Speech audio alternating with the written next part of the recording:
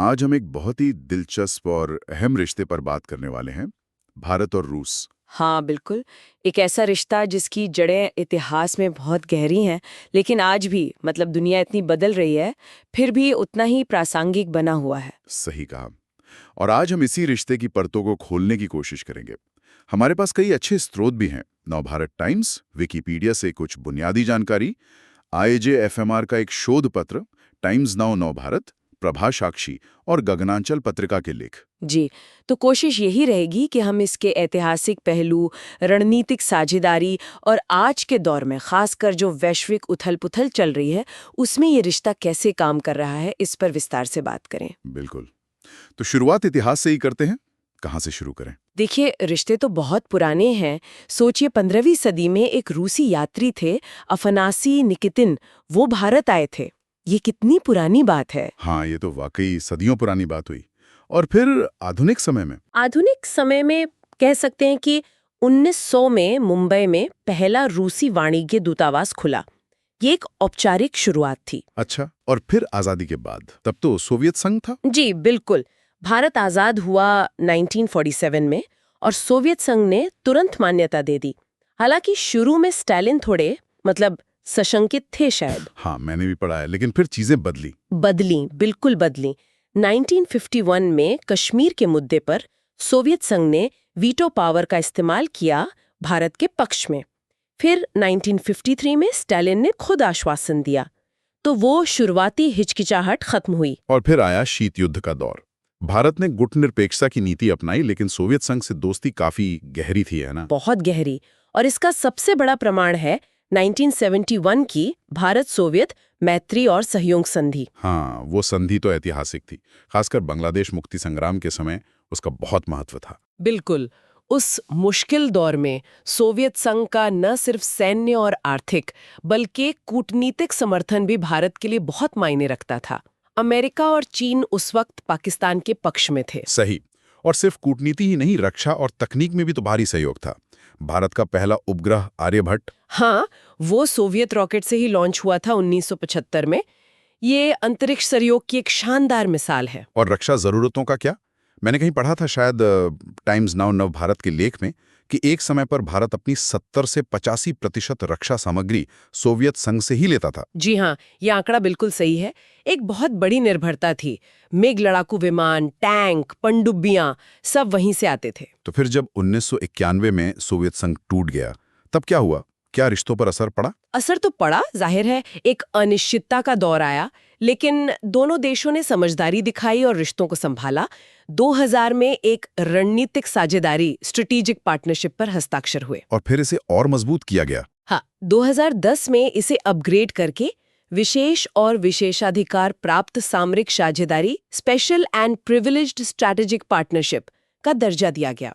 ये भारत की विदेश नीति में सर्वोच्च स्तर की साझेदारी मानी जाती है। अच्छा, ये विशेष और विशेषाधिकार प्राप्त होना क्या दर्शाता है? ये दिखाता है कि दोनों देशों के बीच विश्वास का स्तर बहुत ऊंचा है और वो कई संवेदनशील मुद्दों पर भी मिलकर काम करने को तैयार हैं, जैसे कि रक्षा। रक्षा सहयोग तो आज भी बहुत अहम है।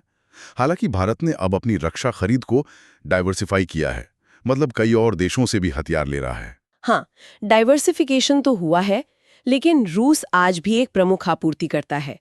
IJMR और टाइम्स नाउ के आंकड़े बताते हैं कि अभी भी भारत के कुल रक्षा आयात का करीब 36% रूस से ही आता है। और इसमें कौन कौन से बड़े हथियार शामिल हैं?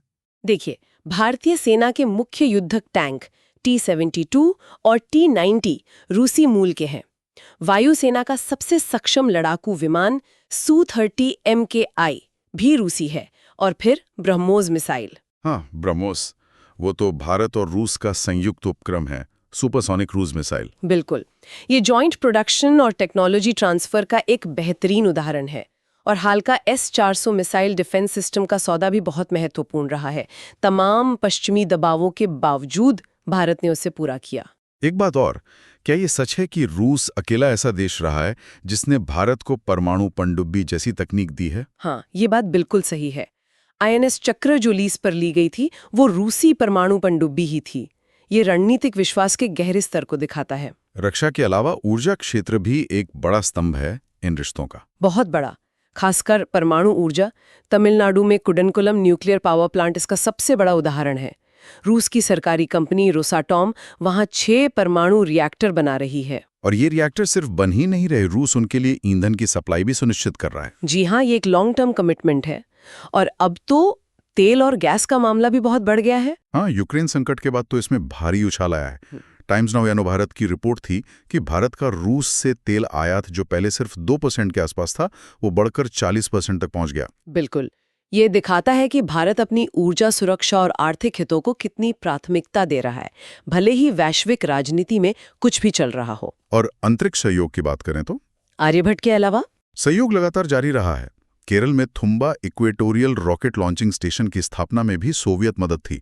भारत के सैटेलाइट्स लॉन्च होते रहे हैं, क्रायोजेनिक इंजन तकनीक में मदद मिली, और अब तो भारत के महत्वाकांक्षी गगनयान मिशन यानी मानव अंतरिक्ष उड़ान कार्यक्रम में भी रूस भारतीय अंतरिक्ष यात्रियों के प्रशिक्षण में मदद कर रहा है। तो ये तो हुए रक्षा, ऊर्जा, अंतरिक्ष, मतलब बड़े रणनीतिक पहलू।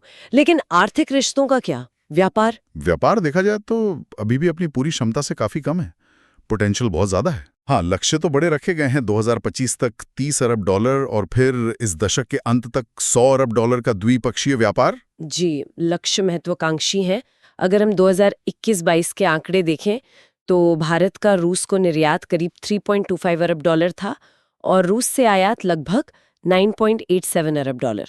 तो व्यापार संतुलन अभी रूस के पक्ष में ज्यादा झुका हुआ है, खासकर तेल आयात बढ़ने के बाद। और इस व्यापार को बढ़ाने के लिए कनेक्टिविटी पे भी जोर दिया जा रहा है ना, जैसे वो INSTC कॉरिडोर। हाँ, international north south transport corridor. ये ईरान के रास्ते भारत को रूस और मध्य एशिया से जोड़ने का एक महत्वाकांक्षी प्रोजेक्ट है। और दूसरा है Chennai Vladivostok eastern maritime corridor. ये समुद्री रास्ता है। लेकिन क्या रुपए रूबल में व्यापार करने में अभी भी कुछ दिक्कतें हैं प्रतिबंधों की वजह से? हाँ, उसमें कुछ व्यावहारिक चुनौतियां हैं, खासकर बैंकिंग और पेमेंट मैकेनिज्म को लेकर। इस पर काम चल रहा है, लेकिन ये अभी पूरी तरह सुचारू नहीं हो पाया है, पर भी जुड़ाव है। बिल्कुल है, और ये काफी गहरा है। कई रूसी विद्वान रहे हैं जिन्होंने भारतीय भाषाओं, साहित्य और संस्कृति पर बहुत काम किया है, जैसे अलेक्से पेत्रोविच बरानिकोव जिन्होंने रामचरितमानस का रूसी अनुवाद किया, निकोलाई रोरिक और उनका परिवार जिनका भारत से गहरा नाता रहा। हाँ, रोरिक आर्ट गैलरी तो कुल्लू में है। और साहित्य में तो गजब का आदान प्रदान रहा है। लियो टॉल्स्टॉय, मैक्सिम गोर्की, रूस के ये लेखक भारत में बहुत लोकप्रिय रहे हैं। महात्मा गांधी और टॉल्स्टॉय के बीच तो पत्र व्यवहार भी हुआ था। और वैसे ही रविंद्रनाथ टैगोर रूस में बहुत सम्मान से देखे जाते हैं। और हिंदी फिल्में? हाँ, राज कपूर का जिक्र आता है अक्सर। हाँ, राज कपूर तो सोवियत संघ में एक आइकॉन थे। उनकी फिल्में आवारा, श्री 420 वहां सुपरहिट थी। वो एक सांस्कृतिक सेतु की तरह थे। और अब नई पीढ़ी में देखें तो योग और आयुर्वेद रूस में काफी लोकप्रिय हो रहे हैं। अच्छा, और क्या वीजा नियमों को आसान बनाने पर भी बात हो रही है? जी, प्रभा साक्षी की रिपोर्ट के अनुसार दोनों देश एक वीजा मुक्त यात्रा समझौते पर भी विचार कर रहे हैं पर्यटकों के समूह के लिए। अगर ये होता है तो लोगों के बीच संपर्क और बढ़ेगा। ये सब तो बहुत सकारात्मक पहलू हैं, लेकिन अब आते हैं आज की जटिल भू राजनीति पर। यूक्रेन संकट के बाद स्थितियां बदली हैं। भारत कैसे संतुलन साध रहा है? ये भारत के लिए एक बहुत बड़ी कूटनीतिक चुनौती है। एक तरफ रूस के साथ ये ऐतिहासिक और रणनीतिक साझेदारी है जिसे भारत छोड़ना नहीं चाहता।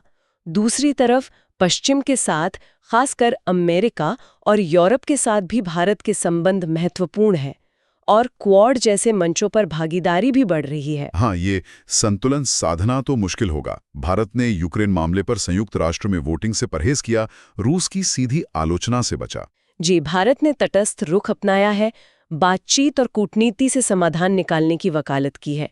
साथ ही रूस से तेल खरीदना भी जारी रखा है, अपने राष्ट्रीय हितों को सामने रखते हुए। और इसी संदर्भ में हाल ही में अमेरिका के पूर्व राष्ट्रपति ट्रंप ने जो सभी देशों पर टैरिफ्स लगाने की धमकी दी थी, उस पर ब्रिक्स देशों की प्रतिक्रिया काफी दिलचस्प रही।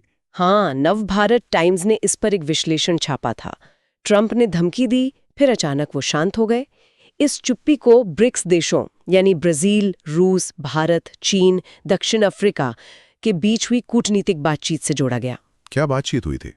रिपोर्ट के मुताबिक प्रधानमंत्री मोदी की रूस के राष्ट्रपति पुतिन और ब्राजील के राष्ट्रपति लूला डा सिल्वा से फोन पर बात हुई थी। माना जा रहा है कि इन नेताओं ने आपसी समन्वय से अमेरिका को एक संदेश दिया। क्या संदेश? कि ब्रिक्स देश एकजुट हैं। हाँ, शायद यही। ब्रिक्स दुनिया की एक बड़ी आर्थिक शक्ति है, वैश्विक जीडीपी का लगभग 36% हिस्सा।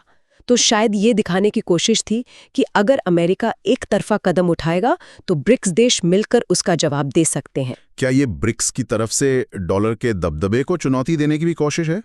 ब्रिक्स करेंसी की भी तो बात होती रहती है। ब्रिक्स करेंसी की बात तो चल रही है, लेकिन वो अभी दूर की कौड़ी लगती है। भारत भी इसे लेकर काफी सतर्क है। लेकिन हाँ, ये घटना ब्रिक्स देशों की बढ़ती एकजुटता और वैश्विक मंच पर अपनी बात रखने की इच्छा को जरूर दर्शाती है। भारत का तो हमेशा यही स्टैंड रहा है कि रूस के साथ उसके रिश्ते स्वतंत्र हैं और किसी तीसरे देश से प्रभावित नहीं होते। बिल्कुल, भारत अपनी स्वतंत्र विदेश नीति पर जोर देता है, लेकिन चुनौतियां भी हैं। जैसे कि? एक तो रूस और चीन की नजदीकी लगातार बढ़ रही है, जो भारत के लिए चिंता का विषय हो सकता है। दूसरे, रूस के पाकिस्तान के साथ भी संबंध हैं, कुछ सैन्य अभ्यास भी हुए हैं। और तीसरा, रूस पर लगे पश्चिमी प्रतिबंधों का असर व्यापार और पेमेंट सिस्टम पर पड़ता है, जैसा हमने पहले जिक्र किया। ये जटिलताएं तो हैं। तो कुल मिलाकर हम क्या कह सकते हैं? इस रिश्ते का सार क्या है आज के दौर में? सार यही है कि ये एक ऐतिहासिक रूप से बहुत गहरा, रणनीतिक रूप से बेहद महत्वपूर्ण और सांस्कृतिक रूप से जुड़ा हुआ रिश्ता है। ये आज की जटिल बहुध्रुवीय दुनिया की चुनौतियों से गुजर रहा है। और भारत इसमें बहुत सावधानी से अपने राष्ट्रीय हितों को सर्वोपरि रखते हुए संतुलन बनाने की कोशिश कर रहा है। बिल्कुल, भारत एक मल्टी अलाइनमेंट की नीति पर चल रहा है, जहां वो सभी प्रमुख शक्तियों के साथ अपने संबंध बनाए रखना चाहता है। तो अंत में एक विचार छोड़ जाते हैं सोचने के लिए। जैसे जैसे दुनिया बदल रही है, वैश्विक व्यवस्था में नए समीकरण बन रहे हैं, ब्रिक्स जैसे समूह शायद और मुखर हो रहे हैं, पूरब और पश्चिम के बीच तनाव बढ़ रहा है। ऐसे में भारत और रूस की ये दशकों पुरानी समय की कसौटी पर खरी उतरी दोस्ती आने वाले सालों में क्या रूप लेगी? हाँ, ये वाकई एक बड़ा सवाल है। भविष्य में साझेदारी कैसे विकसित होगी, ये देखना दिलचस्प होगा। बिल्कुल। इसी विचार के साथ आज की इस चर्चा को यहीं विराम देते हैं। आज के लिए बस इतना ही। फिर मिलेंगे।